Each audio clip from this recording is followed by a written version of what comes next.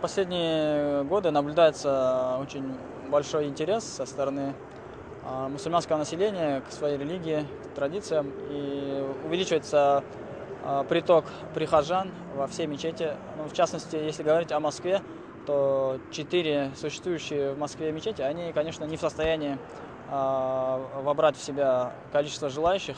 И на такие молитвы, как пятничная молитва и праздничные молитвы, которые у нас совершаются 2 раза в году, возникают проблемы с местами. Количество верующих не помещается в мечетях, которые у нас есть. Поэтому правительство Москвы пошло к нам навстречу, и на праздничные намазы нам выделяются дополнительные площадки для праздничных молитв. В этот раз это будет в Сокольниках и в Лужниках. То есть эти площадки предоставляются для мусульман, чтобы они могли совершить молитву. Ну, вместе с ними, конечно, молитва будет проводиться и во всех 4 мечетях. Кроме того, сейчас у нас строится новый комплекс соборной мечети на проспекте Мира, рядом со спорткомплексом Олимпийский. Строится новый комплекс соборной мечети.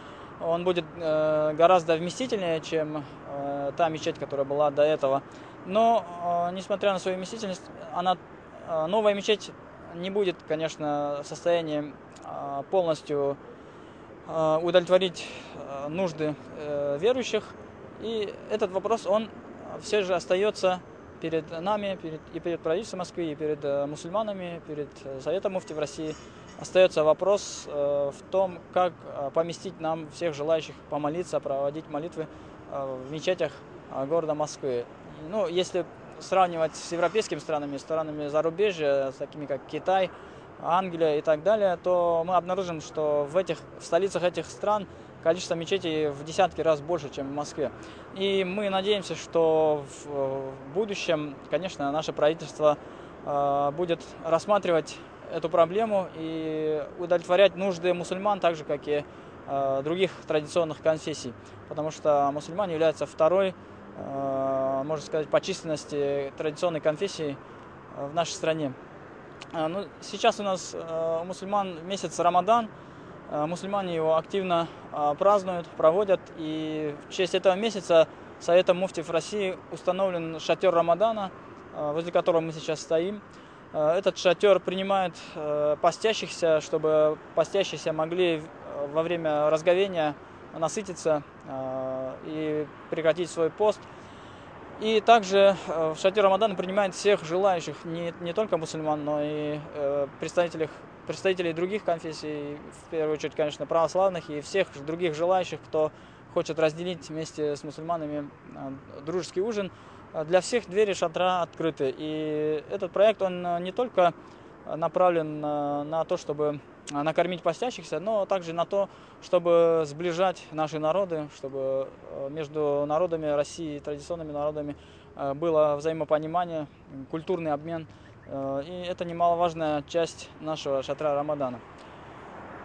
Что же касается количества верующих, оно, несомненно, растет, но тут трудно определить, растет за счет притока новых верующих или же за счет притока приезжих. Это очень трудно определить, потому что действительно есть большая миграция с мусульманских регионов, в том числе и с СНГ.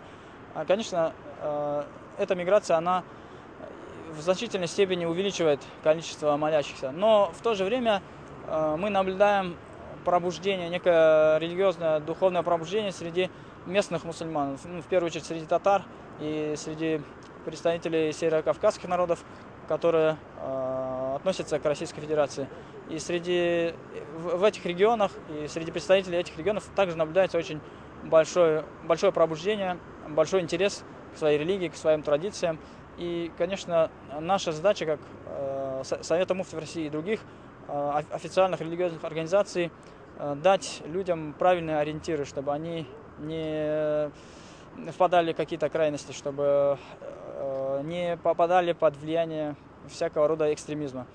И эти проблемы мы стараемся решать. Пользуясь случаем, хочу поздравить всех мусульман, в том числе мусульман Северного Кавказа и всех мусульман в мире с праздником Ураза Байрам, с праздником Разговения, Ураза-Байрам, и пожелать всем мира, добра, любви, взаимопонимания и успехов в служении и своей вере, своему народу, и своей родине.